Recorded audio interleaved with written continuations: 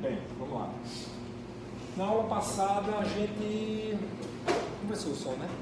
Conversou um monte de besteira não, coisas importantes. Mas foram boas-vindas, uma introdução, falamos de uma série de questões, umas mais importantes, outras menos importantes, definimos as regras do nosso semestre, como será a avaliação, conversamos um pouquinho sobre o que é que vocês têm feito, estágio, mercado de trabalho, falamos sobre o trabalho, as provas, o projeto, nossos objetivos nessa disciplina, nosso grande, maior objetivo de todos, que é o desenvolvimento do projeto, né? O produto, finalmente a gente vai trabalhar com produto de engenharia, vocês vão sair daqui sabendo desenvolver um projeto elétrico, isso é um compromisso meu com vocês, né? E tratamos já algumas diretrizes, criamos algumas regras já para o desenvolvimento desse projeto para as provas. Ficou uma atividade para vocês fazerem. Tem dúvida nas atividades? Eu já fiz alguns questionamentos aí, mas só relembrando. A gente vai desenvolver um projeto, um grupo de 4 pessoas, e esse projeto é uma simulação do mercado de trabalho. A gente está aqui brincando de engenheiro. Faz de conta que vocês têm um escritório que desenvolve projetos e eu contratei vocês para desenvolverem um projeto para mim. A única diferença é que o projeto arquitetônico vocês vão fornecer também, porque eu não tenho um projeto arquitetônico para todo mundo, certo? Até teria, mas vai me dar um trabalho tão grande que vocês trazem o trabalho, vocês trazem o projeto, certo? E aí, até um contrato a gente está simulando, né? A gente fez um simulado de contrato, tem um modelinho lá no virtual para vocês baixarem, preencher. Lá vai ter a data da entrega, o que vocês vão ter que me entregar, o nome do grupo, enfim, tem todas as informações básicas para o desenvolvimento desse projeto. Por que eu quero que vocês tragam esse projeto? Quem não quiser também, faz lá, faz o contratinho, posta e só lembra da gente vir assinar, já que a gente está simulando uma situação real, né? Porque a gente pode dar uma ajuda no projeto, né? Se o projeto for muito repetitivo, a gente corta algumas partes, não é função nossa também botar vocês para trabalhar indefinidamente, até não. Os apartamentos são todos iguais, a gente corta esse aqui, certo? Essa é a ideia, tá bom? Combinamos que o tipo de edificação fiquem à vontade, vocês fazem a edificação que vocês quiserem, até comentamos alguma coisa sobre a edificação ideal, né? A edificação multifamiliar, que tem um ambiente comum para a gente fazer um cálculozinho no técnico lá na frente, mas tirando isso, a edificação que vocês trouxerem, a gente dá um jeito de adequar ela para as nossas necessidades. Ok? Dúvidas? Falamos da bibliografia, os livros que vocês devem consultar, mas lembrando sempre que o mais importante mesmo é a nota, né? A NBR 5410 para a primeira unidade e a 8998 ou 9889, uma coisa assim, daqui ao próximo slide a gente revisa, da parte de projetos luminotécnicos. Combinado assim? Bom, isso foi mais ou menos o que a gente conversou na aula passada. E para a aula de hoje? O que é que a gente vai tratar da aula de hoje? Hoje a gente ainda não vai fazer conta, certo? Até porque a gente está simulando aqui o desenvolvimento do projeto. Quando a gente recebe um projeto arquitetônico para fazer um projeto, a gente não começa fazendo conta. A gente não baixa a cabeça e começa a fazer conta. Quais são as primeiras... E hoje começa a montagem do nosso roteiro, certo, pessoal? Nosso roteiro para o desenvolvimento do projeto. No final do semestre aqui vocês vão estar com uma listazinha, vou fazer isso, o passo a passo do desenvolvimento desse projeto. Hoje a gente vai falar da primeiro item, primeira atividade que a gente faz quando a gente vai desenvolver um projeto de instalações elétricas, né? A gente tem que definir a concepção do projeto elétrico. O que é a concepção do projeto elétrico? É o formato que aquele projeto vai tomar. Quantas medições ele vai ter, quantos quadros ele vai ter, se a gente vai setorizar, se vai separar o primeiro pavimento do segundo, se vai separar as cargas de serviço das cargas comuns, se vai ter um quadro só para os ar-condicionados, se vai ter um quadro só para os elevadores, se a parte de iluminação ficar à parte, enfim, como vai ser o mapa do nosso projeto. A partir daí, a gente ir definindo cada um dessas subpartes que a gente dividiu. Vê só o que é que a gente está fazendo, pessoal. E isso às vezes facilita demais. Imagine você pegar um projeto, sei lá, fazer um projeto elétrico do UNIP. A princípio você pode dizer, poxa, é uma coisa difícil. Mas se você pega o projeto elétrico do UNIP e divide em setores, por exemplo, setor de engenharia, setor de medicina, setor de direito, a coisa vai diminuindo. Se você pega o setor de engenharia e divide em blocos, blocos F, bloco G, bloco diminuiu. Se você pega um bloco e divide em primeiro andar, segundo andar, diminuiu. Se você pega o primeiro andar e divide em salas, ficou bem pequenininho o seu projeto agora. Aí você vai fazendo projetinho por projetinho, no final você junta tudo. É disso que a gente está falando aqui. É disso que a gente vai conversar hoje. Sobre a definição da concepção do projeto, certo? E como conceber o projeto. E aí você já começa a pensar no projeto de vocês. Ah, o meu projeto é uma casa? Certo. Então, vou separar um quadro para o primeiro andar e outro para o segundo andar e outro para o térreo. E a parte do térreo eu vou separar a parte externa, porque tem uma piscina, porque tem uma bomba. Vocês já começam a pensar isso, dividir a nossa instalação em instalações menores, certo? Então é isso que a gente vai falar durante a aula de hoje. Para isso, é necessário que vocês tenham uma ideia geral de como funciona o projeto de instalações, uma instalação elétrica. Desde a entrada dessa instalação até a nossa tomadinha no interruptor, o caminho que a nossa instalação faz para que vocês tenham subsídio para fazer essa divisão, certo? Então hoje a gente vai falar da concepção do projeto, finalzinho da aula, mas vai fazer esse passeio pela instalação, desde o nosso ponto de instalação até a interligação com a rede, para que vocês entendam o sistema todo, como funciona. Aí a gente vai aproveitar para falar de termos, terminologia, as partes, para quando eu falar, o ramal de alimentação, não sei o quê, vocês sabem o que é o ramal de alimentação. O quadro de distribuição, vocês sabem o que é o quadro de distribuição. O ponto de utilização, a tomada, vocês sabem do que eu estou falando. Combinado assim? Bem, antes de a gente falar, vamos dar uma revisada. A gente falou muito rapidamente disso na aula passada, mas as normas que a gente vai utilizar ao longo do nosso curso, certo? Primeira delas, NBR 5410, é a base do nosso curso. Com ela a gente resolve praticamente tudo, né? Ela trata de instalações elétricas em baixa tensão. É uma norma antiga, vocês já devem ter lá de eletrotécnica, para vocês cuidarem desse lado de eletrotécnica. É uma norma de 2005, ou seja, já tem 13 anos que ela está aí. Das normas de instalações prediais, incluindo aí hidráulica, sanitária, pluvial, talvez ela seja mais completa, ela tem aí acho, um pouco mais de 200 páginas, então é uma norma bem grossinha, fala de tudo, desde a quantidade de tomadas que deve ter numa edificação, num ambiente, até o aterramento que deve ser utilizado, o dimensionamento dos cabos, de eletroduto, enfim, ela trata de tudo. Ela é a base do nosso curso, né? Comentei na aula passada. Por mais que a gente trate de livro bom, livro ruim e tal, NBR 5410 é quem vai mandar no nosso curso, tá joia? Então, se vocês não conseguirem, não sei, imprimir, por questão de custo e tal, mas tenham pelo menos no computador, porque vai ser a base do desenvolvimento do projeto de vocês e é o que rege o desenvolvimento do projeto elétrico, certo? Lembrando que ela trata da parte de baixa tensão, certo, pessoal? Que é a nossa atribuição, né? A gente não precisa tratar mais do que isso.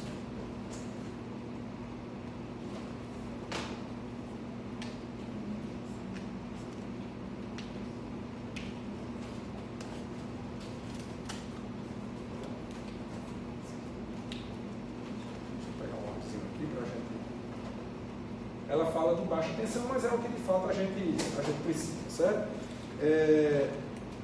Depois dela tem a NBR 5413, ela trata de luminância de interiores.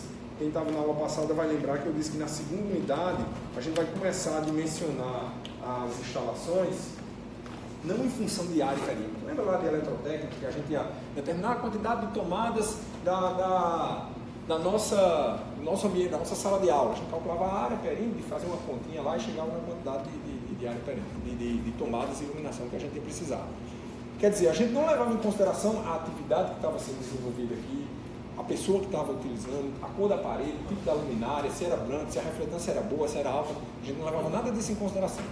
Na norma de luminância de interiores, aí eu até costumo dizer que é uma norma mais qualitativa, né? A NBR 5410 é uma norma extremamente quantitativa. 10 metros quadrados, dividido por 5 é a quantidade de pontos de iluminação. 15 metros de perímetro, dividido por 3,5 é a quantidade de pontos de tomada. Na NBR 5413 tem uma diferença. ela trata aspectos qualitativos no desenvolvimento da quantidade de luminárias. Ela vai levar em consideração isso que eu comentei agora há pouco. O que a gente vai desenvolver ali? Então ela leva em consideração se nessa sala a gente é uma sala de aula, ou é uma sala de TV, é uma sala que a gente vai assistir um filme, ou é uma sala de cirurgia. E aí, em função dessa necessidade, ela vai exigir que aqui tenha mais ou menos um nível de iluminamento maior ou menor, certo? Um cuidado que a gente tem que ter. Essa norma aqui, ó, ela está em desuso, ela saiu, não está mais em vigor, e entrou no lugar dela foi a 8995, certo? A iluminação em ambiente de trabalho. Duas observações sobre a 8995. E primeiro vamos responder por que danado, se ela não está mais em vigor, se a 8995 entrou no lugar dela, porque ela ainda está aí nos nossos slides mostrando mostrando aí nas apresentações. Primeiro porque ela entrou em vigor depois da norma de desempenho, da 15575. Já ouviu falar na norma de desempenho? Já? Ela entrou em vigor em 2013 e ela trata exatamente do desempenho das edificações. Ela diz o que é que cada edificação tem que ter para que atenda às necessidades dos usuários, em todos os sentidos. Conforto térmico, conforto lumínico, conforto... E a norma de desempenho, ela faz referência à NBR 5413. Por isso que eu deixei ela aí, certo? Mas a gente vai usar a 8995, a 5413 vai ficar só a nível de consulta, para que a gente... Porque ela realmente é melhor de consultar. A 8995, ela veio muito chata, sabe? Muito cheia de... Aí eu mostro para vocês, mas no final a gente acaba olhando a 8995, certo? Então... Elas são grandes como as 44? Não, bem pequenininhas. 20 páginas, 16 páginas. São normas simplesinhas mesmo, certo? Todas elas eu acredito que vocês conseguem baixar na internet. Se não conseguir, me avisa que a gente dá um jeito disso chegar para vocês. Tá joia? Além disso, a gente vai ter as NDUs. NDU 001, NDU 003. Isso são normas da nossa concessionária, da Energisa. Certo? A gente vai, enquanto estiver terminando o nosso projeto, a gente vai encarar a norma da Energisa como se a gente fosse submeter o nosso projeto à aprovação da concessionária. Essas normas a gente pega no site também, inclusive recentemente a NDU 003 passou por uma análise, está na versão 6, mas entra lá no site da Energisa e vocês conseguem baixar isso também. Se tiver alguma dificuldade, avisa que a gente já tem isso também. Essa eu posso disponibilizar para vocês, porque a concessionária disponibiliza de graça para a gente. As outras normas, né, supostamente todo mundo teria que comprar. Bem, essas são. E a norma de desempenho, a nível de conhecimento, a gente vai estar sempre comentando uma coisa ou outra das exigências dela, certo? Em resumo, pessoal, todas essas normas, elas têm como função trazer requisitos mínimos para o nosso projeto, além de segurança, preocupação na manutenção, mas esse é o objetivo das normas, certo? Então, se a norma pede para que a gente use um cabo de 10 milímetros para o equipamento com uma corrente tal, se eu usar um cabo 16, sem problema, pode utilizar. Se ela pede que eu utilize duas tomadas, bote 2 tomadas naquele ambiente, mas eu quero usar 10 tomadas, sem problema. Então, que chega uma hora, evidentemente, que a gente tem que pesar custo, benefício, e isso a gente vai se sentir bem quando vocês estiverem desenvolvendo o projeto, porque dentro dessa conversa que a gente vai trazer, quando vocês trouxerem o projeto que a gente vai ter, eu vou balizar o projeto de vocês, eu vou fundamentar o projeto de vocês com coisas do tipo: todas as decisões que vocês tomarem no projeto, levem em consideração o custo, por exemplo. Então, tudo que vocês forem fazer no projeto é voltado para ter um custo menor. Em outros grupos eu vou dizer, a casa de vocês é uma casa de padrão alto, claro que dinheiro não está fácil, mas leve em consideração que a pessoa tem um pouco mais de conforto. Então o cara vai botar, sei lá, ar-condicionado na sala também, ele vai ter chuveiro elétrico com uma potência mais alta, então vocês levam isso em consideração no desenvolvimento do projeto, certo? Okay? E aí a norma acaba ficando um pouco de lado, assim, a nível de requisitos mínimos, né? A gente acaba extrapolando um pouco mais. Ok? Então isso os livros são importantes, mas isso é o que vai balizar o nosso curso até lá o final do desenvolvimento do projeto. Tá joia? Bem, vamos agora começar o caminhar das nossas instalações, para que vocês tenham ideia do todo e comecem a já pensar no projeto de vocês, né? O nosso projeto, ele começa, e a gente vai seguir esse fluxo de trabalho, ele começa pela determinação dos pontos de equipamentos e de utilização. Quantificar quantos pontos a gente vai ter de tomada, de iluminação e tal, certo? A NBR 5410 vai determinar a quantidade mínima desses pontos, né? Eu não vou perder muito tempo porque vocês têm conhecimento disso aqui, é o que de fato o usuário está metendo a mão, está mexendo, né? Tomada, interruptor, tomada dupla, interruptor 2 seções, interruptor de 3 seções. Alguns termos para a gente já ir se familiarizando, pessoal, e tomando alguns cuidados. Quando a gente tem um interruptor desse, é um interruptor de uma seção, certo? Não um circuito, não. Circuito é outra coisa. A gente vai relembrar, já viu em eletrotécnica, a gente vai relembrar o que é um circuito. Isso aqui é uma seção da tomada. Pode até estar isso aqui é um interruptor de 2 seções. Pode até estar em circuito separado, pode até ser dois circuitos. Mas a princípio são 2 seções, podem também estar no circuito só, certo? Ali a gente tem uma tomada RJ45, tomada para dados, né? Ali embaixo a gente tem um pulsador de campainha. A diferença do pulsador de campainha para um interruptor. O pulsador ele volta, né? Automático. Quando você aperta, ele está lá, quando você solta, ele volta. Uma molinha, né? O interruptor você aperta, ele voltar, você tem que apertar de volta. A diferença basicamente é essa, né? O funcionamento do interruptor funciona realmente como uma chave.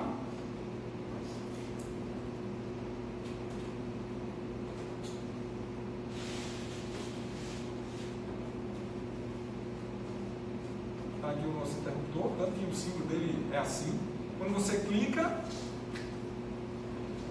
ele faz isso, fecha o contato, a corrente passa, né? E aí acende o que, uma lâmpada aqui, por exemplo, acende a nossa lâmpada, já fechou-se aqui o nosso quadro elétrico, fechou o nosso circuito. Na hora que eu aperto de novo, abriu aqui, a corrente não passa mais, apagou a nossa lâmpada. É assim o funcionamento, certo? Quando a gente for fazer aula prática de comandos elétricos, vão trazer, vocês vão ver, vão ligar. Mas a princípio é assim que ele funciona. A função do nosso interruptor é seccionar a passagem da corrente, certo? Então esses são os pontos de utilização que a gente normalmente tem. Aí tem luminárias, os equipamentos de utilização, TV e tal, motores, bombas, enfim, certo? É onde começa o nosso projeto. E aí a gente vai aprender a determinar essa quantidade, seja em função da NBR 5410, seja em função da 8995, que trata do projeto Luminotecos, seja em função de alguns parâmetros que a gente vai comentar ao longo do curso, que a NBR 5410 leva em consideração. E conforto, necessidade do cliente, uma série de outros aspectos que a gente vai levantar nesse sentido, certo? Então, nosso projeto nasce daí, começa nesse ponto. Depois que a gente passa depois que a gente determina os pontos de utilização, a gente precisa criar uma rede de infraestrutura para interligar esses pontos no nosso quadro elétrico, que é de onde sai a nossa instalação. Costumo dizer que o quadro elétrico é o coração da instalação, tudo chega e sai dele. Então a gente cria uma rede interna de distribuição que pode ser de várias formas, né? Aqui tem uma...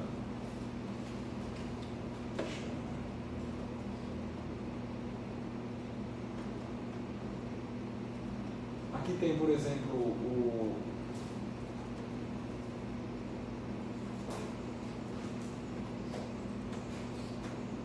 com LED, um eletroduto, uma caixinha de luz, eletroduto, aparelho, também pode ser embutido, aqui o aparelho está fechado aí, mas esse formato que tem aqui, os eletrodutos estão aparentes, interligados nessas caixinhas. Pode ser aparente, mas porque vai ter um forno, isso aqui é a instalação de um banco, por exemplo, você tem a eletrocalha, eletroduto flexível, eletroduto rígido, descer pela parede, essas eletrocalhas vão chegar no quadro elétrico. Você pode ter ela aparente pela parede, vem aparente, isso vai acabar chegando no nosso quadro elétrico. Então, a função dessa rede interna de distribuição é criar o caminho para que os cabos circulem dentro dessa instalação, certo? Ao longo do curso a gente vai aprender a dimensionar o diâmetro desses cabos, desses eletrodutos, a largura dessas eletrocalhas, em função, evidentemente, da quantidade de cabos, da carga e tal, certo? Mas então, começamos nos pontos de utilização. Desses pontos de utilização para o nosso quadro, existe uma rede interna de distribuição. pode ser por meio de eletrocários, eletrodutos flexíveis, eletrodutos aparentes, eletrodutos embutidos, e não existe uma regra para isso. Ah, é obrigado a ser assim, é obrigado a ser assim. Não tem restrição, maiores restrições. Claro que isso determina e influencia no dimensionamento dos cabos, no dimensionamento dos nossos equipamentos, certo? Lá na frente a gente vai conversar sobre isso. Então, saímos dos pontos de utilização, entramos na nossa rede interna de distribuição e chegamos no nosso quadro de distribuição. Então, tudo chega e sai do nosso quadro de distribuição. Ponto de luz chega no nosso quadro de distribuição. Ar-condicionado chega no nosso quadro de distribuição. Tomada chega no nosso quadro de distribuição. Lá é onde a gente concentra toda a nossa instalação e onde estão instaladas as proteções, onde estão instalados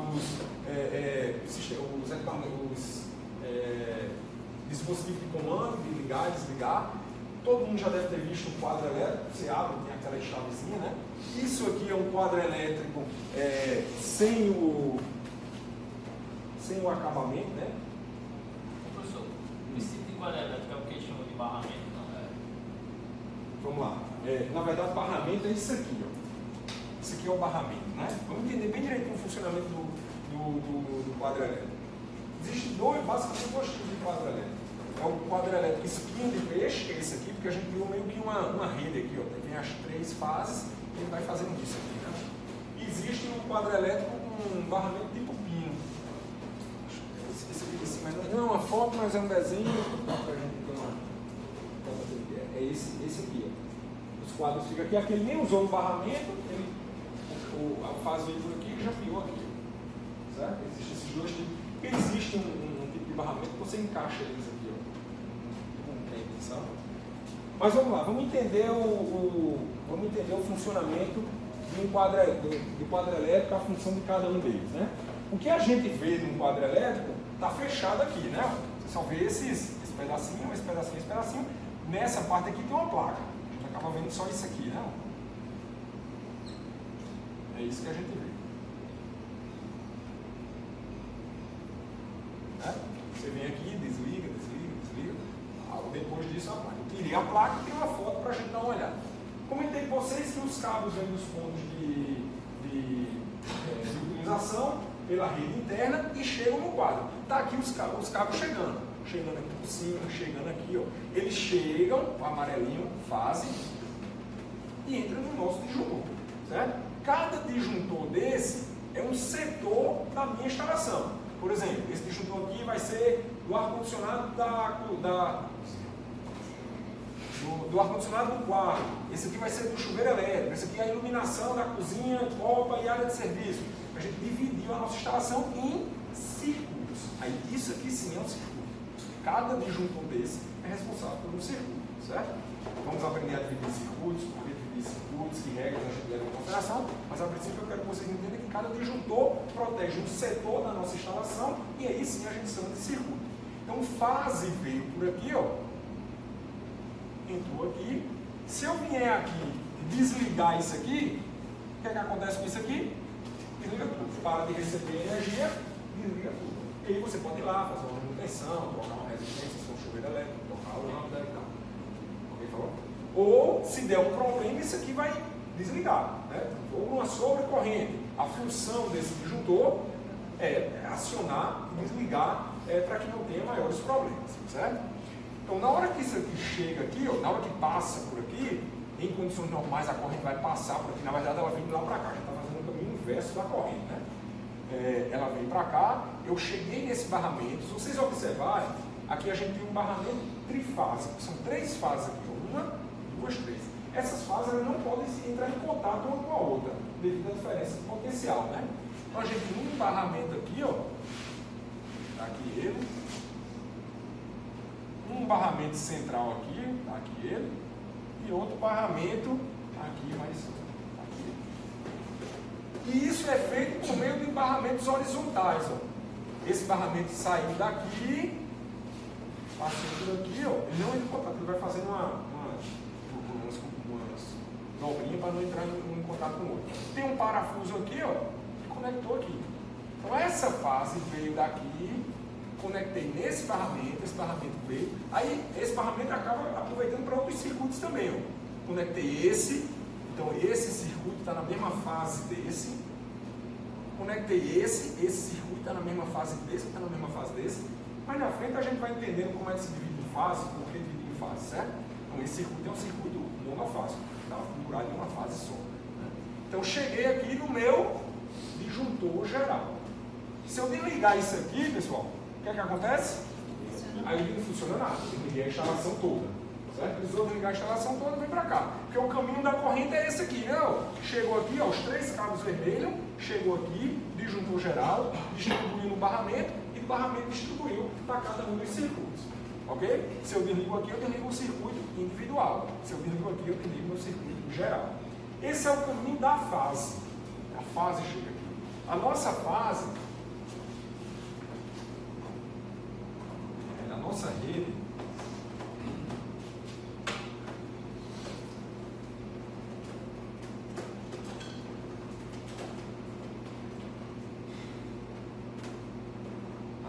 ela tem essa característica.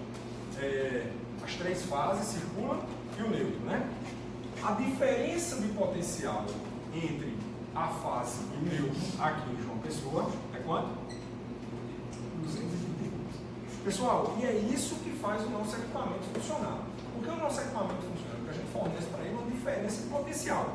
O meu fase tem 220, esse fase tem 220 e esse fase tem 0. Então, quando eu encosto um fase com um neutro, essa diferença no meu equipamento, essa diferença de potencial faz o meu equipamento funcionar, certo? Na nossa região, a diferença de potencial entre fases é 380 volts. Então, se eu pegar um voltímetro, colocar aqui, entre as fases, vai dar 380 volts. Se eu colocar aqui, vai dar 220 volts. Por isso que a gente disse que o nosso sistema é 380, 220. Existem algumas regiões que o sistema é 220, 110. Ok? Então, aqui está chegando o nosso cabo de entrada, cheguei no meu disjuntor geral, distribuí para cada um dos meus circuitos terminais. E o neutro, para que eu consiga fazer essa diferença de potencial? O neutro é esse azulzinho aqui. Ó. O neutro chegou por aqui, arrodeou por aqui, e eu alimentei eles nesse barramento, O neutro chega nesse barramento aqui, ó, ele não precisa de uma proteção, porque não tem diferença de tensão, certo? Supostamente não vai circular com a tensão, supostamente tem uma corrente. Então a gente não precisa de uma proteção dele, ele chega direto no barramento. E nesse barramento, está aqui o neutro principal, está vindo lá da entrada. Então o ramal de entrada está aqui azul, ó, vem, alimentei o barramento, e desse barramento saem os neutros para cada circuito. Então esse circuito que a gente falou aqui, está saindo fase daqui, está saindo neutro daqui, eles se juntam e vão lá para a tomadinha, fase neutra, então vai funcionar. Ok? E isso aqui vem da concessionária. E a gente ainda tem também um sistema de aterramento. O sistema de aterramento é o verdinho aqui, está saindo também, ó, um para cada circuito, e aqui está interligado, ó, com a haste de aterramento. Vem, interliga no solo a haste de aterramento. Isso aqui a gente não recebe da concessionária. Ok? Então, por isso que a gente diz que tudo chega e tudo sai do nosso quadro. Os circuitos estão chegando aqui, passam pelos dispositivos de proteção e comando, e os circuitos saem daqui. Na verdade, chegam e saem para a concessionária ou para o nosso sistema de aterramento. Ok? Tudo que a gente falou aqui, a gente vai voltar a falar quando a gente for especificar e detalhar o quadro. Então, aula só de especificação e detalhamento de quadro. A gente volta a falar disso, hoje é só para a gente ter uma ideia geral. O neutro não passa por disjuntor geral? Não passa. O neutro não passa. O neutro interno não passa por disjuntor nenhum. O que passa pelos disjuntores são as fases, certo? Existem outros equipamentos de proteção, DR, DPS, vamos falar sobre eles também, e o neutro passa por eles. Mas disjuntor convencional de tempo, disjuntor termomagnético, não, o neutro não passa, certo? O projeto você não vai ter um direcionamento sobre a condições para cada função? A gente comenta sobre isso. Existe uma convenção da gente utilizar verde para terra, normalmente azul para neutro e as demais cores para a fase, né? Vermelho, às vezes o pessoal sai dividindo até fase 1 vermelho, fase 2 preto, mas assim, na prática a gente vê que nem sempre isso acontece. Às vezes você chega para comprar um carro, o cara só tem cabo vermelho, é isso, vai fazer o quê? Aí você identifica, compra, faz junto com vermelho, no pior dos casos, faz junto com vermelho, identifica no fio isolante, bota uma fitinha preta no meio, sabe? O importante é que tenha de alguma forma a identificação. Os projetos, vou mostrar um projeto pronto para vocês, nos projetos que a gente desenvolve, a gente bota fase vermelho, neutro preto, terra verde, né? Existe um cuidado maior com terra. Com terra, normalmente o pessoal, os eletricistas colocam sempre verde e a norma pede muito para que seja verde. As demais, há muita disponibilidade também. Quer ver outra dificuldade? Quando você vai botar os cabos de entrada. Esses cabos aqui, normalmente são cabos pequenos, 2,5, 1,5, 2,5, 4, até 6. Esses cabos aqui de entrada começam a ser cabos maiores, 10 milímetros, 16 milímetros. Então, 6 edificações pequenas, né? Mas a coisa vai crescendo, chegar em 16, 25 é fácil. Então, para você achar um cabo de 16 milímetros vermelho, amarelo, é difícil. Não tem preto. Sem contar que, se você compra de várias cores, a probabilidade de você ter uma perda é maior, né? Eita, eu só tenho um pedacinho azul ali, eu precisava do preto. Você compra tudo preto, identifica na cabeça dos cabos com fio isolante e resolve. Mas existe sim uma convenção, né? Mas a mais forte delas é verde e terra. Azul, neutro, mas também nada que seja obrigatório.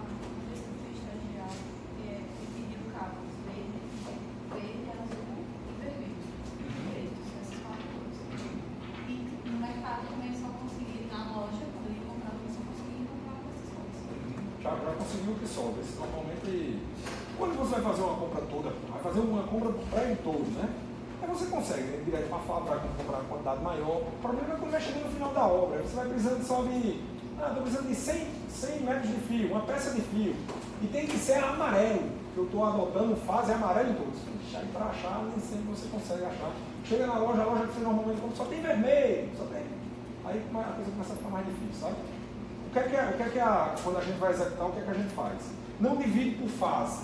Tipo, fase 1 amarelo, fase 2 vermelho, já para dar uma limitada nisso. Todas as fases são uma cor. Vermelho, azul não, neutro, azul a gente normalmente coloca o neutro. E o terra, verde. Então a gente usa 3 cores. Né? E o retorno, a gente tem o retorno, alguns eletricistas mais cuidadosos ainda botam de outra cor. Mas a gente já para facilitar isso, adota 3 cores. Tem mais duas cores. Hã? Tem duas cores, né? A Pirelli tem 2 cores, verde e amarelo. O terra, né? Ele era amarelo com a fitinha verde assim. Esse não Cara, isso mais difícil de identificar, que seria mais importante também é o retorno, né? Porque na hora de fazer o fechamento, principalmente, identificar o retorno é muito mais difícil. Era o ideal. Mas você vai ver quando você estiver numa obra que se você dividir demais, no início da obra é beleza, porque tá lá um monte de fio, né? Vai chegando no finalzinho da obra, vai acabando e não acha mais, não compra mais. Aí acaba o amarelo, mas tem um monte do preto ali. Mas vai fazer o quê? Vai usar o preto. Aí acaba no final bagunçando tudo. É melhor adotar um padrão mais simples para que você consiga levar até o final da obra do que fazer uma coisa linda e maravilhosa nos primeiros apartamentos. Do meio para o fim não consegue mais. A convenção mais rígida é o verde como terra. Certo? O azul neutro é muito forte também, mas já usei azul em outras cores. Na hora de quantificar, né? Na hora de quantificar é chato também, né? Você vai, quantificou, tem lá, aí vem o projeto, tantos metros de fio, quanto faz, quanto neutro, quanto terra? Nem sempre a gente consegue fazer essa divisão. A gente acaba fazendo por amostragem. Tantos por cento é fácil, tantos por cento é neutro, tantos por cento é... Vai fazendo de obra em obra e vai melhorando esses índices aí. Mas para fazer exatamente quanto é, trabalheira danada. Tem algum software de... Tem. Os softwares de desenvolvimento de projetos, a princípio, eles fazem, mas apresenta muito erro. Porque existem muitas variáveis, né? Por exemplo, o software vai levar em consideração que você puxou o cabo desse projetor para essa tomada, ele está esticadinho, né? Na verdade não é assim. Ele fica meio... Ele não está tensionado dentro do cabo. Na época da execução, não sei se você já viu a execução do projeto elétrico, como é que faz? O cara deixa o fio aqui e deixa um pedaço de fio para ele fazer o fechamento da tomada. Tem eletricista que deixa um pau, tem eletricista que deixa 1 metro, tem eletricista que... Né? Então, a briga geralmente é para o eletricista deixar pouco, né? Deixar pouco, e o eletricista... E dá uma diferença muito grande. Imagina aí, 1 metro em cada tomada. Se você levar em consideração que a tomada são 3 pinos, seria 3 metros em cada tomada. Só aqui tem 1, 2, 3, 4... é só colocar isso no quantitativo. Sim, se eu colocar 1 metro e o cara deixou 10 centímetros. Então tem muita coisa que é difícil de quantificar. Né? Além do mais, cabo é muito cobiçado dentro das obras, né? Infelizmente, rapaz, deixou um pedacinho, os cabos cortam e levam. Então ainda tem essa dificuldade. O pessoal não vai no fazer Isso aí. Isso não tem que ser necessariamente 3 fases, né? Não, a gente vai ver isso. Edificações pequenas você pode ser monofásico. Esse aqui é um quadro já médio, não é um quadro grande não, mas é um quadro médio já, trifásico. A gente pode fazer um quadro monofásico. Também pequenininho, tá, muito provavelmente vai ser monofásico. Quais são as condições para que você defina se é monofásico, trifásico? Condição inicial, primeira. Antes da demanda tem uma. Se você tem uma carga que é trifásica, o quadro vai ter que ser trifásico. Às vezes o pessoal fala, não, é em função da demanda. É em função da demanda. Mas vamos lá. Se você tiver uma demanda extremamente baixa, tipo 1000 kW, mas dentro desses 1000 kW, foi um pouco mais, 4 mil watts, 4 kW, né? Mas dentro dessa demanda você tem um motor trifásico. Acabou. A demanda é muito baixa, mas você tem um motor trifásico, vai ter que ser trifásico a instalação. Não tem como. Esse motor poderia ser monofásico? Poderia, mas está lá trifásico. Né? Depois a demanda. A concessionária normalmente, ela não impõe não, mas a partir de 12 kW já fica difícil de você trabalhar, já fica inviável financeiramente você trabalhar com um sistema monofásico. A gente vai ver isso tudo direitinho quando for calcular a madeira. A questão da tarifa monofásica para trifásica é diferente? Não, basicamente é a mesma coisa. O que muda é quando você tem demanda contratada, recebe em alta tensão e está no grupo B, que é essa tarifa que a gente compra é a tarifa dos pequenos consumidores, né? Quilowatt vezes o valor da tarifa. Mas basicamente é a mesma coisa. Você vai falar também sobre a questão do balanceamento da trifásica? Também, quando a gente for definir o quadro, balanceamento de fase. Por que nunca tem fase? A Paraíba ela não fornece bifásico, mas poderia ser. Alguns estados têm a parte bifásica também. Inclusive esse quadro, não sei se vocês perceberam, mas esse circuito aqui, ó, ele é bifásico. Bifásico. O que é que a gente vai ter no sistema bifásico? Vai ter lá o 380. Nesse caso aqui. Quando é que normalmente a gente usa sistema? Quando é que a gente usa normalmente sistema bifásico? Quando a gente tem chuveiro mais no sistema 220/110, né? Sistema 220 Depende do 110. Depende do local. Normalmente, sistema bifásico é quando o sistema é 220/110, não 380 220. Por quê? O que é que a gente tem aqui, ó? Fase 1, 2, 3, beleza. Aí aqui a gente tem 220 volts e aqui a gente tem 110 volts. Né? Aí vamos lá, eu vou ligar como é que fala com potência relativamente alta? Chuveiro elétrico, certo? Vou calcular a corrente do chuveiro elétrico, isso a gente revisa na aula que vem, potência por tensão. Potência de chuveiro elétrico, vou botar um número fácil da gente calcular aqui, 4.400, certo? 4.400, se eu for alimentar o meu chuveiro elétrico com fase e um neutro, vou pegar a minha tensão de 110, isso aqui vai dar quanto? 40 pés, né?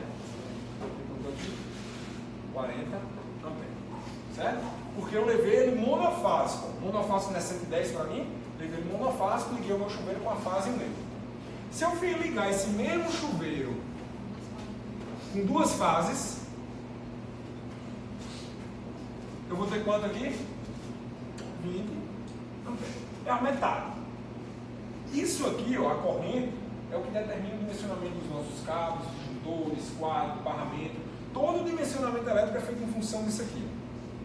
Então, nesses casos, aí a gente usa bifásico para os equipamentos mais pesados, monofásico para essa chamadinha, iluminação simples. É melhor trabalhar com níquel, né? Quanto menor a corrente, menor vai ser os nossos cabos. Né? O cabo trabalha em função da. Ele conduz corrente. Então, como São Paulo é 110 São Paulo? O padrão de São Paulo é esse. Muito provavelmente os chuveiros elétricos lá estão sendo ligados bifásico. Né? Normalmente, quando a gente tem um sistema 210, 120, ar-condicionado, chuveiro elétrico, torneira elétrica, a máquina de lavar, louça, né? A gente liga fase. E as tomadas pequenas a gente liga fase neutro. Né? Eu já vi, uma vez eu viajei para fora do país e eu vi uma tomada assim. Agora aqui é uma coisa de gente que tem cuidado nas coisas. A tomada era assim, eram 3 pinos. Aí tinha. Esse desenho era aqui dentro, sabe? Bem pequenininho, dentro assim. Eu vou botar na errada. Exatamente. Era assim. Numa tomada só, vocês tinham as duas opções. Se você ligasse aqui, era 220. Se você ligasse aqui, era 110. O que foi que ele fez nessa tomada? Ele trouxe o neutro para cá, ó, trouxe essa fase para cá e trouxe essa fase para cá. Bom, bacana. Uma tomada só você tem as duas tensões, né? Para hotel isso é muito bom, né? A gente sai daqui com o nosso equipamento 220, mas qual é o problema? Se eu dar uma bobeira e ligar aqui, ó, vai queimar o meu equipamento. Gabarito vai carregar o celular. Exatamente. Certo? Então tem que ter cuidado. Realmente, por isso que eu disse que isso aqui não é para ser usado em outro canto, não. Tem que ter um nível de instrução um pouco maior. Mas estava lá no hotel, era na bancadinha em cima do banheiro. Que tinha um negócio desse. Professor, o carro Sabe o brasileiro? Depende de outras questões também, mas o de 2,5 vai até 24, o de 4 vai até uns 30 e pouco, o de 6 deve ir até uns 40 e tantos. Depende de outras questões também, não é simplesmente cabo de 6 é tanto, cabo de tanto é tanto. Depende de quantos cabos vão ter dentro do eletroduto, depende de uma série de questões que a gente tem que levar em consideração. O tipo de eletroduto, se é na parede, se é flexível, se é numa. Certo? A gente vai ter uma paciência que a gente chega aí. Certo, pessoal? Então chegamos no nosso quadro elétrico. Do quadro elétrico, aí a gente vem pro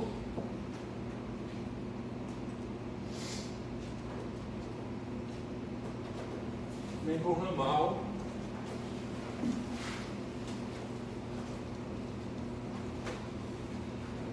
A gente vem pro ramal o ramal de alimentação, né? O que é o ramal de alimentação? A função do ramal de alimentação é interligar o nosso quadro elétrico, tá aqui, ó, nosso quadro elétrico, ao nosso centro de distribuição. É isso aqui, ó. Isso aqui é o nosso ramal de alimentação, certo? Isso aqui, a concessionária, no nosso caso a Energisa, ela já bate o olho. O projeto que a gente faz, projeto elétrico que a gente submete à concessionária, ela não quer saber o que você colocou aqui para frente, não. Se você mencionou errado, ela quer saber só, chega aqui e daqui o que sai. Até aqui ela ainda olha, mas daqui para frente ela não olha mais. Alguns cuidados que a gente tem que ter com isso aqui, normalmente são diâmetros maiores, você vê os tubos mais 100 mm, 70 mm, 50 mm, então tem que ter cuidado com as interferências, normalmente vem enterrado, às vezes tem sapato, fundação, são cuidados que a gente tem que ter na hora de desenvolver executar, especificar no projeto esse tipo de instalação, certo? Mas aí o ramal de ligação vai interligado de um para outro e sempre levar em consideração a concessionária que a gente está fazendo o projeto para atender as normas delas, né? Se é enterrado, o eletroduto é outro ou é o mesmo que a gente coloca? Não, normalmente o mesmo. Por ser enterrado, às vezes muda o dimensionamento, né? A gente leva isso em consideração na hora do dimensionamento, certo? Então, depois do ramal de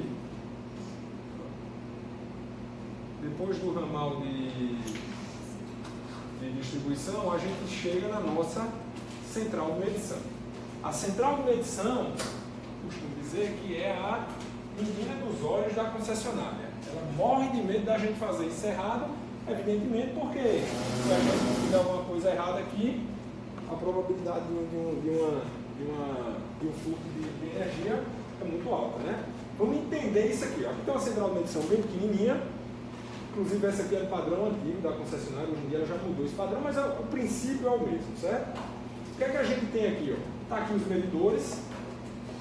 Está aqui o medidor. Certo? Apartamento 1, 2, 3, 4.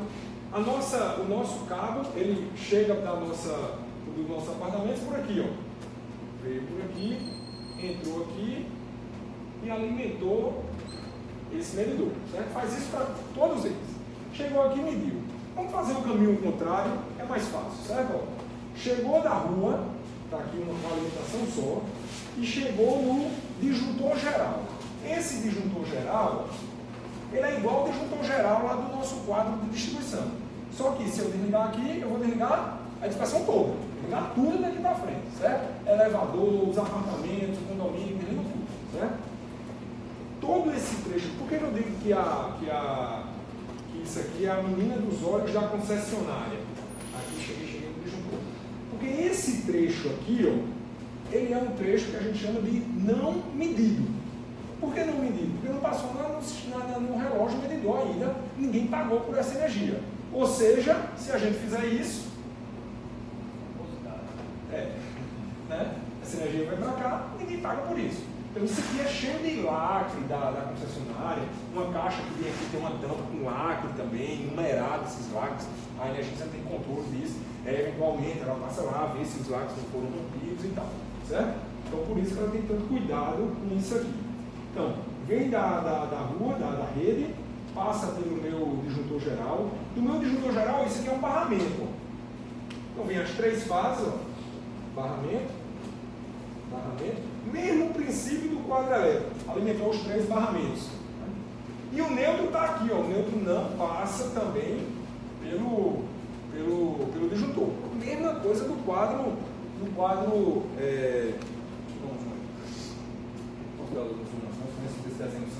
então alimentou os três barramentos. Ainda não medi.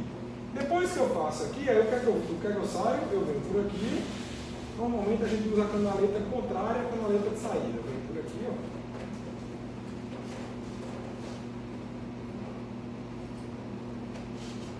Passa pelo disjuntor, mede e aí daí para frente eu vou embora. Certo? Aí eu vou para o meu apartamento. Se eu desligar aqui, ó, eu estou desligando só dessa unidade consumidora, só desse apartamento. Aí isso aqui são cheios de regrinhas. A altura, a quantidade, esse disjuntor, esse ramal de entrada, em função da quantidade de apartamentos, isso a gente vai aprender a dimensionar também. Isso aqui, ó, que a gente chama de central de medição, é o que eu comentei com vocês que se o projeto que vocês escolherem para desenvolver for um projeto de uma residência, não vai ter essa central de medição. A pessoa não mede, não, residência mede, mas não é um só, né? É um medidor de sol, normalmente fica no poste, então você não tem que cuidar desse detalhamento, certo? Isso aqui só existe para quem tem essas edificações muito familiares, ok? Aqui está o sistema de aterramento também, ó. Chega no barramento e também vai para a concessionária, ok? Então essa é a central de medição. Como eu disse, a concessionária está muito preocupada até aqui. Daqui para frente, depois que ela mede, a gente faz o que a gente quiser com a energia, ela não está muito preocupada com isso não, certo?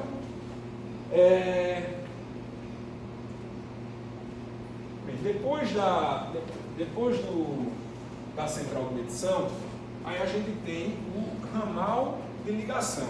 O ramal de ligação, ó, ele é a interligação da central de medição com a rede da concessionária. Existe um trecho aqui, ó, depois que mede, você tem que interligar o seu sistema com a rede. Aí a gente chama de ramal de ligação, certo? Na verdade, é compreendido por dois trechos.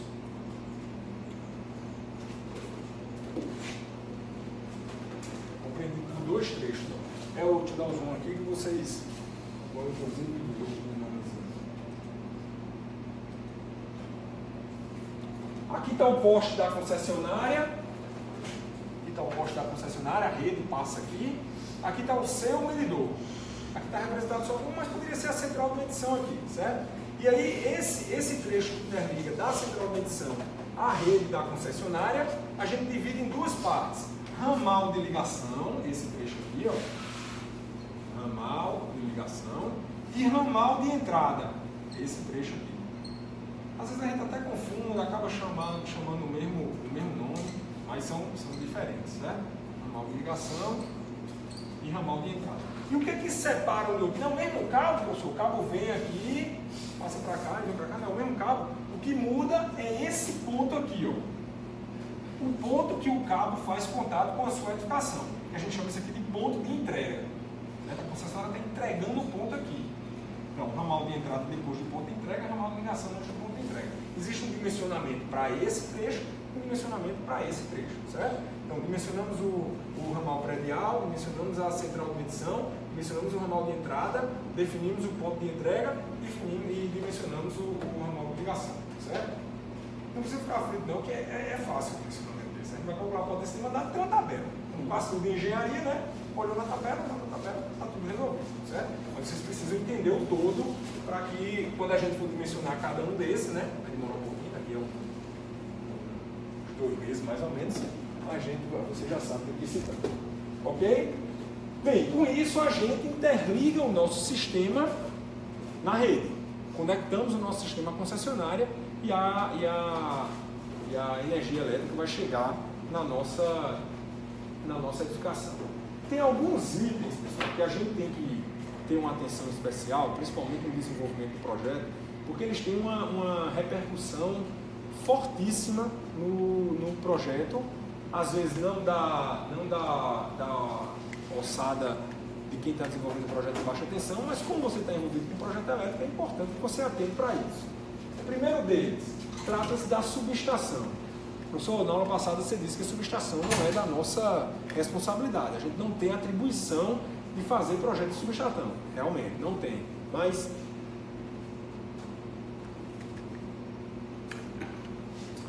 ele está tão interligado e às vezes é necessário a sua existência para você conectar a sua edificação na rede, que quem primeiro vai ter essa percepção da necessidade é quem está desenvolvendo um projeto de baixa tensão. Porque a determinação se um sistema vai precisar ou não de uma subestação é em função da carga daquela edificação. Quem calcula a carga da edificação é quem está fazendo o projeto de baixa tensão, certo? Por que a preocupação na subestação? Porque mesmo não sendo nossa responsabilidade, é importante que a gente saiba quando vai precisar, até para alertar arquiteto, o dono, o proprietário e tal. Primeiro pelo espaço que ele ocupa, questões até estéticas também. Enquanto a gente for ter esse tipo de subestação, a subestação aérea, que a gente chama, e isso aqui é uma subestação, certo, pessoal? Isso aqui é um transformador, a subestação é esse conjunto aqui, poste, pontalete, cruzeta, todo esse conjunto a gente chama de subestação. A aérea, nesse caso, aquela que fica no poste, ou a brigada, aquelas que tem uma casinha, certo? Enquanto a sua subestação for aérea, aqui uma foto dela, os problemas não são os piores. No pior caso, é uma agressão estética para o seu prédio. Na frente do prédio tem um trambolho desse, nem todo mundo fica muito satisfeito com isso, né? Principalmente quem mora nos andares mais baixos, isso é meio alto ali, chega no primeiro pavimento. Então você tem que pensar na localização, botar numa lateral do terreno, no canto do terreno e tal. Mas o grande problema é quando você começa a necessitar de subestações abrigadas, esse caso aqui, ó. Subestação abrigada, só para vocês terem uma ideia, isso aqui é um... Na Jeep tem uma, né? Onde? Na Jeep. Que é a Jeep?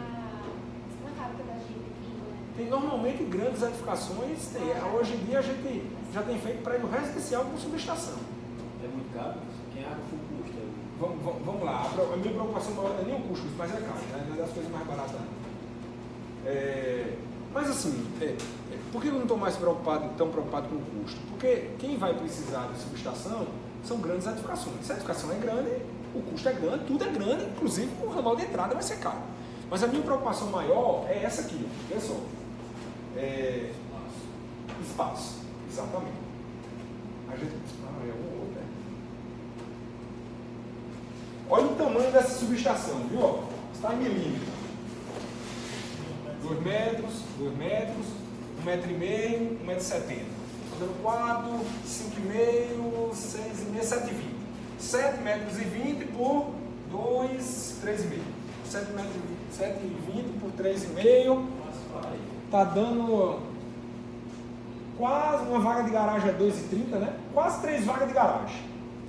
Aí imagina aí, ninguém está prevendo isso no projeto, você começa a fazer o projeto, quando termina o projeto elétrico, o projeto já andando, coisa vendida, com a estrutura já praticamente pronta, aí você chega para o dono da consultora e diz, eu vou precisar de um espaço de 3,5 por 7 para botar a subestação. Às vezes não tem mais, não tem. Você está tirando 3 vagas de garagem para a sua... Então, às vezes, por isso que eu estou dizendo que às vezes a gente tem responsabilidade nisso. Claro que a gente só vai ter a exata certeza dessa necessidade quando você termina todo o projeto elétrico. Você vai dar, tá aqui a carga, é X, eu vou precisar ou não. Porque a determinação se é subestação abrigada, subestação aérea, subestação abrigada é em função da carga da minha edificação. Quanto maior ela chega na aérea, se crescer mais, chega na abrigada. Certo? Em função disso. Mas a gente, de olho, olhando assim por outros projetos que a gente faz, você já tem como saber, eu acho que aqui vai precisar de uma brigada, vamos deixar espaço para isso aí. Ok? Termo de custo, não é barato. Imagina que uma subestação dessa aí, quando você inclui a parte civil, fazer esse muretinha, grade e tal, vai para coisa de 100 mil reais aí, uma subestação dessa. Então impacta também no custo de uma edificação, certo? Essa área externa também é por conta do proprietário? Às vezes por conta do proprietário, às vezes por conta da concessionária, depende da regra. Quando uma das unidades... Como é a regra normalmente? Vamos lá. Até 272, não tenho certeza absoluta desse número não, quase absoluta, sabe? 200 e pouco, aí, quase perto de 300, a potência demandada da sua edificação, você não precisa ter nenhum dos títulos, desde que nenhuma das unidades passe de 75 também, certo? Quer dizer, são 10 unidades de 25 kW, da altura da 250, sem problema você vai receber sem precisar dessas instalações. Se uma dessas instalações ultrapassar os 75 kW, aí você ou passar dos 272 kW, você vai ter que vir para esse tipo de instalação.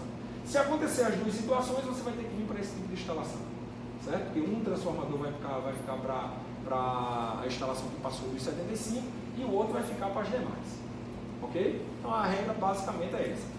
Quando a gente for definir o nosso ramal de entrada, a gente volta a falar dessas regras, olha lá na concessionária, os limites, na tabela. Passar 272, você tem que ir para a aérea. Aí nesse caso, se nenhuma das unidades passar de 75, você passou de 272, mas nenhuma das unidades passou de 75, como você extrapolou um dos limites, o custo já passa a ser seu. Às vezes a concessionária coloca, você chegou lá em 220 kW, aí você vai receber em baixa tensão, mas vai ter um transformador só para você. Como você está no limite ali, a concessionária bota um transformador só para você, mas é custo dela. Você não extrapolou nenhum dos limites. Nem o limite de 75 para individual, nem o limite de 272 para a soma de todos eles. Rapaz, resolve a maioria dos prédios. Você está estagiando, como é o prédio que você está estagiando? Diga aí, só para a gente já mais ou menos saber se vai precisar ou não. 2 blocos já fica... 11 unidades? De 11 andares. É um por andar? 4. 4 por andar? 4 e 6. São quantas unidades no total? 41 e 60. 66 e 44. Cobertura mais. 100 e pouca, né? 100 e pouco. Existe uma possibilidade alta. Porque se você imaginar, ó, vamos que são 100 unidades. Se cada unidade... Uma brigada, Uma subestação dessa. Uma brigada. Se você imaginar, são 100 unidades, né? 100 e poucas unidades. Se você imaginar que se cada unidade tiver 3 kW demandado, já está 300. Né? Então, 3 kW, mas se você imaginar que uma chuveira ela tem 4 kW, né? Então já passou, professor? Certeza absoluta? Não. Quando a gente for fazer a conta, vocês vão entender que a conta do ramal de entrada, a concessionária, ela é extremamente agressiva mesmo. Chega a fazer até medo. Normalmente, a potência total, o percentual da potência total no ramal de entrada que a gente considera é entre 10 e 15, 18%, mais ou menos nessa faixa. Então, quer dizer, a concessionária só está considerando que em torno de 15% do que você calculou como instalada é que ela está fornecendo como demandada. Então, eles são extremamente agressivos mesmo. A gente faz essa conta. Geralmente, não dá problema, não. A energia é uma das mais exigentes, né? A nível de Brasil. Não trabalho danado para aprovar os projetos. Mas o que eu estou falando... Não trabalha nada. Lá no escritório a gente tem uma pessoa só para cuidar disso, Liliana. A gente só cuida disso o dia todinho. Contato com energia, ligando para um, fazendo memorial. Só para isso. Dá trabalho, é um processo chato. A gente vai simular esse processo aqui, certo? Vocês vão fazer um passo a passo do projeto como se vocês fossem entregar na concessionária. Certo? Ok? Então essa é uma das preocupações. Outra preocupação que a gente tem que ter cuidado.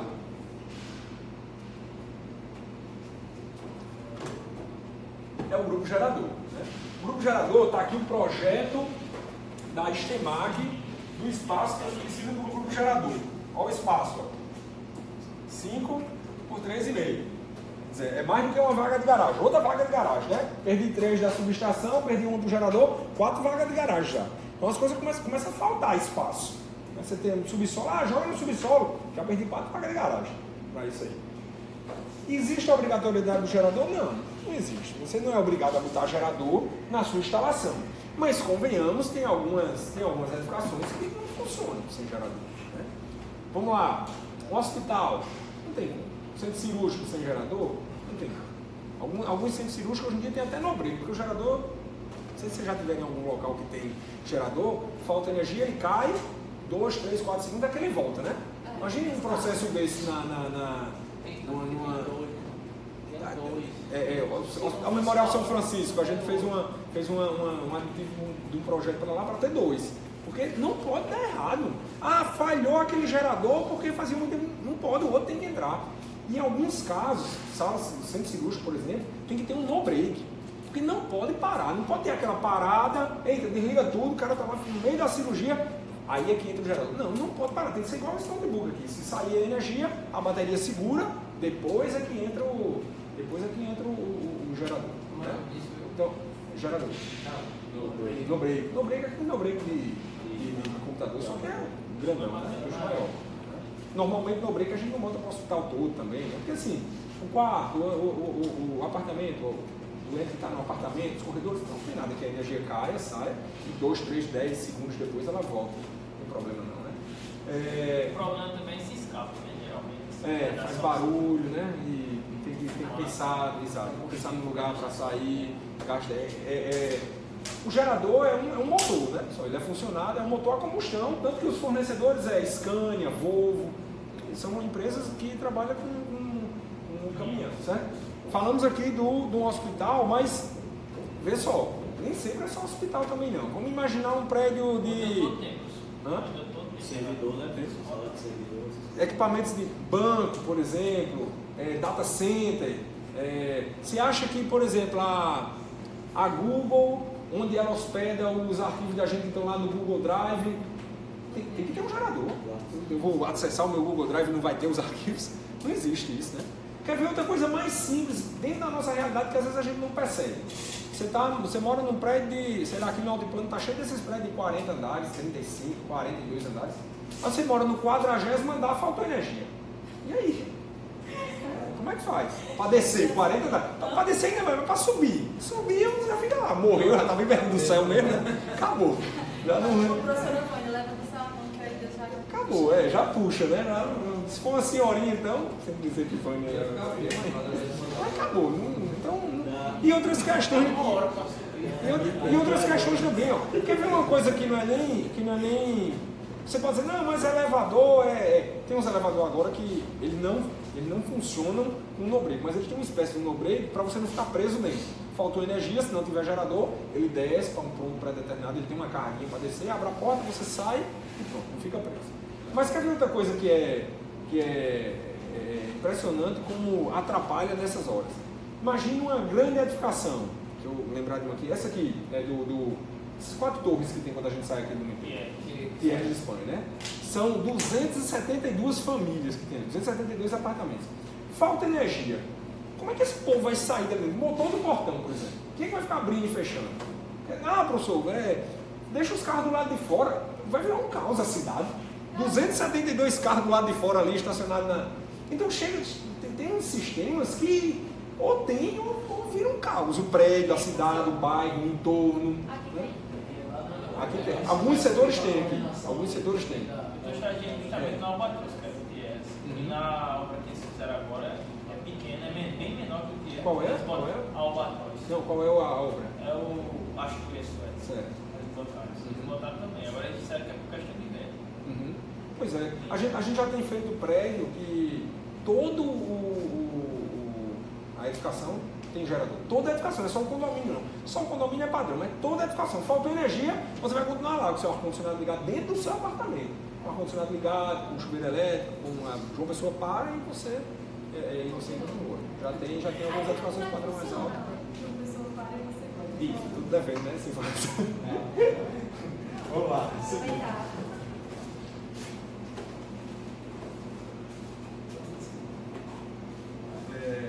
Sistema padrão, né? Vem da rede.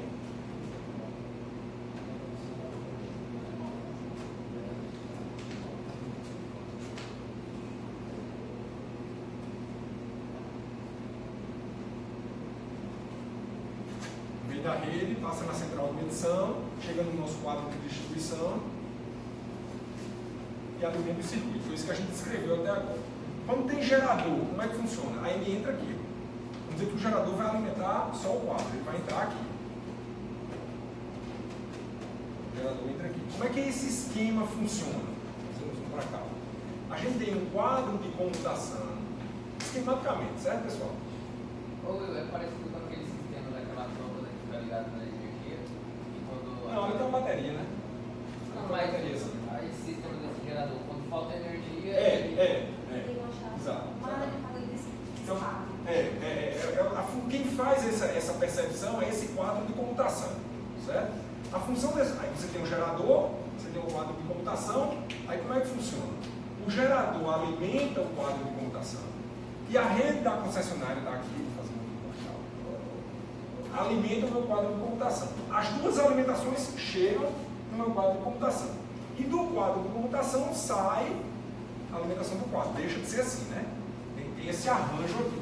O que é que o quadro de computação faz? Ele é um sistema inteligente que faz. Está chegando energia da concessionária. Vou continuar mandando da concessionária. Ele faz isso. Isso aqui, desliga. Parou a energia aqui, faltou energia. Ele percebe que faltou energia, manda um sinalzinho para o gerador liga, no motor, e a energia começa a vir daqui. Chegou a energia aqui, ele desliga aqui e manda energia para cá. Pode rodar as duas ao mesmo tempo. Então, isso é a função do quadro de computação. Professor, a gente vai aprender a dimensionar o quadro de computação? Não. Isso aqui a gente normalmente pega pronto. Certo?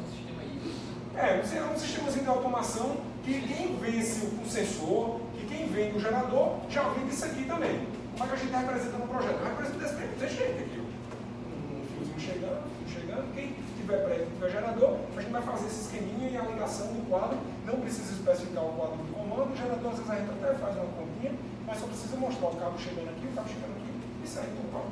A ideia é mais ou menos essa. Certo? Bem, outro cuidado importante para a gente lembrar e determinar se vai ter na nossa instalação. Tem também um sistema de aterramento. Vamos aprender a calcular o sistema de aterramento. Ele está sempre interligado na central de medição. A central de medição exige um sistema de aterramento. Está aqui, ó. Haste de aterramento interliga com cabo e liga na nossa central de medição. Isso é o sistema de aterramento que a concessionária exige, mas a gente tem que fazer um sistema de aterramento para a edificação também, para o prédio, cada um dos apartamentos recebendo um sistema de aterramento. Essas hastes aqui, ó. Essas hastes aqui, é isso aqui, ó. Está aqui a haste, está aqui o cabo de cobre chegando, está aqui você fincando a haste de aterramento, certo? A gente vai aprender a dimensionar a quantidade, os cabinhos, tudo isso a gente vai aprender a dimensionar também. Sobre a questão de aterramento, teve uma dúvida gerada recentemente lá, eu estava acompanhando ele fazer essa questão de aterramento, e o seguinte, tinha quatro tipos de circuito de aterramento, assim, 4 barras ligadas a um cabo saindo, só que ao total eram 16 barras de 4, assim, né? 4 era de 3, não? Oi? Era de 3. Normalmente a Energisa exige 3 arcos. 3 mas e 4, enfim, Aí saíam 4, como está saindo, no final saíam 4 fios que é para 4 sistemas diferentes, que é para apartamento, apartamentos, corredor, essas coisas. E esses cabos, quando saem, eles podem entrar em contato os quatro? Podem, Sair até junto? devem. Tem uma teoria que diz que eles devem se interligar para que eles se mantenham no mesmo potencial. Tanto as malhas de aterramento como a saída deles. A concessionária, a Energisa, pede que você tenha um sistema de aterramento só para ela, só para o sistema dela. Então, aí normalmente o que é que a gente faz? Um sistema de aterramento só para a central de medição e um sistema de aterramento para os apartamentos. Aí tem um sistema de aterramento do SPDA, um sistema de aterramento da parte do telefone, elevador exige um sistema de aterramento só para ele também. Por isso que fica esse monte de malha. Aí no final todos podem se encontrar. Todos podem se ligar. Todos podem se ligar. Certo? Ok? Bem, pessoal, e com isso a gente finaliza a nossa visão geral do nosso projeto. Né? O que é que a gente precisa pensar para, a partir da próxima aula, começar a definir no nosso projeto? Ainda com relação ao item concepção do projeto, para fechar essa questão da concepção do projeto. Antes da gente iniciar o projeto, evidentemente a gente vai estudar, definir quantas medições a gente tem, quantos apartamentos a gente tem, quantas unidades a gente tem. Normalmente cada unidade tem uma medição. Mas, primeiro, definir a quantidade de unidades de medição que a gente vai ter. Vai ser um para cada apartamento? Normalmente esse é o padrão, né? Mas o condomínio, vai ser uma medição para o condomínio, 2 medições para o condomínio. Se tiver um comercial, vai ser uma medição para cada sala comercial. A parte comercial, a parte do condomínio comercial vai ter uma medição diferente para a parte residencial. Esse tipo de questão a gente tem que definir logo no início da edificação, certo? Quantidade e localização dos quadros de distribuição. Vou dividir o térreo do primeiro andar, vou dividir os tipos de equipamentos, fazer um quadro só para a parte de bombas e motores, fazer um quadro só para os elevadores, ou prenda muito pequenininho e vou fazer todo junto. São definições que a gente tem que tomar também, certo? Além de algumas questões intrínsecas do projeto e do usuário que vai morar lá, tipo layout. Quem vai definir o layout? Quando eu digo layout, a quantidade de pontos a gente vai saber definir, mas essa tomada fica aqui, ou fica ali, ou fica ali. Sou eu que vou definir, tem um arquiteto que vai definir, o dono vai definir, os equipamentos que vão ser utilizados, ar-condicionado, vai ter em todo canto, vai ter na sala, vai ter no banheiro, tem algum equipamento específico que você queira utilizar, padrão da edificação. É um padrão mais baixo, é um padrão mais alto, tudo isso a gente tem que definir antes de começar a desenvolver o nosso projeto, né? Material, forma de execução, a tubulação embutida, a tubulação é aparente, vou usar condulete, vai ter forro, vai estar acima do forro, vai estar abaixo do forro, vai estar dentro da laje, embutido dentro da laje, vai ser abaixo da laje. Então tudo isso são premissas que a gente tem que levantar antes do desenvolvimento do projeto, porque interfere diretamente nos cálculos de dimensionamento de circuito de proteção e tal, certo? Além da necessidade do espaço técnico, foi esses últimos itens que a gente falou aqui. Espaço para gerador, espaço para subestação, né? Tem outros itens que interferem também, shaft. Onde é que vão subir os cabos lá para o apartamento do 40º andar? Vai subir por onde? Tem um shaft, um local no corredor para esses cabos subir. Então tudo isso são questões que a gente tem que analisar.